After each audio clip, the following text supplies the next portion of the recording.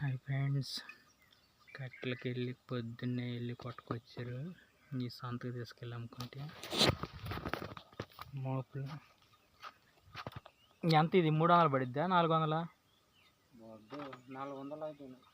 బొద్దు 400.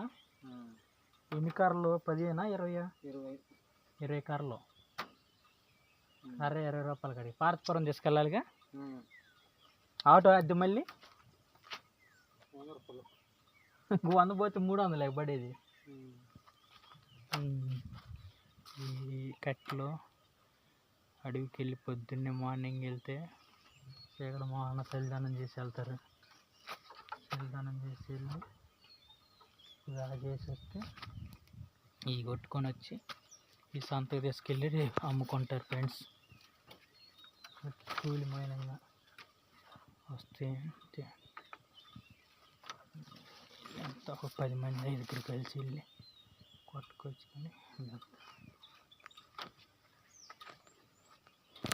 ఇంకేం సంగతి?